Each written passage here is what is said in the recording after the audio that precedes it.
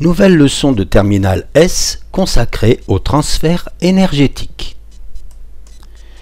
Votre programme prévoit que vous abordiez la notion d'énergie mécanique et au niveau des compétences exigibles, vous devrez analyser les transferts énergétiques au cours d'un mouvement d'un point matériel. Jetons une balle de golf dans le champ de pesanteur et observons la hauteur de la balle en fonction du temps. Alors observons 2-3 fois la vidéo, voilà, et superposons toutes les images. Nous observons que par exemple en haut de la trajectoire, les images sont rapprochées, ce qui signifie que la vitesse est faible puisque les images de la vidéo sont toutes séparées d'une durée égale. Autrement dit, si la balle parcourt une distance plus petite, c'est qu'elle va moins vite. Évidemment, en bas, c'est le contraire. Maintenant, cette balle a une vitesse faible parce qu'elle est lancée avec la main sans grand effort apparent. Puisqu'elle a une vitesse faible, on en déduit que dans l'air, les frottements seront faibles puisque les frottements sont d'autant plus grands que la vitesse est grande. Quant au poids de la balle, il peut être considéré comme assez grand parce que la balle de golf est assez lourde.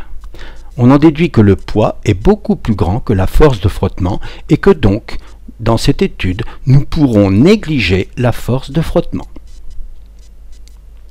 Observons maintenant l'évolution des énergies mécaniques, cinétiques et potentielles de pesanteur en fonction du temps.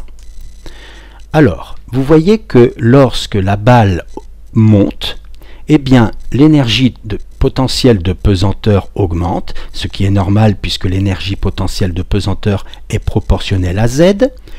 Pendant ce même temps, l'énergie cinétique diminue, c'est-à-dire que la vitesse diminue, et tout là-haut, la vitesse est minimale, et donc l'énergie cinétique minimale aussi. Puis, inversement, quand la balle descend, sa vitesse augmente, donc son énergie cinétique augmente, alors que l'énergie potentielle de pesanteur diminue.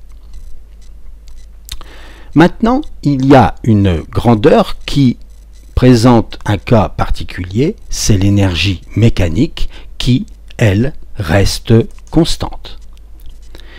Nous nous souvenons qu'une énergie potentielle n'est définie que pour les forces conservatives.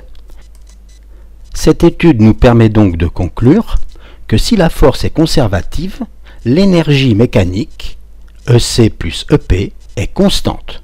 Ou, dit autrement, que la variation d'énergie mécanique, delta EM, est nulle. Jetons une balle de polystyrène dans le champ de pesanteur et observons la hauteur de la balle en fonction du temps.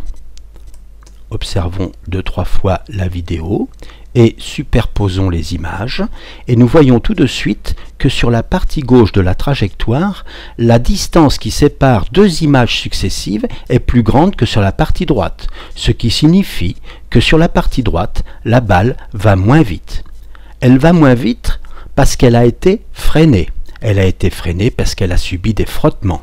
En effet, la balle est en polystyrène, elle est donc légère, elle subit probablement des frottements à peu près identiques à ce que nous avions précédemment avec la balle de golf, mais cette fois, la force de frottement n'est plus négligeable devant le poids et donc les frottements ne sont plus négligeables.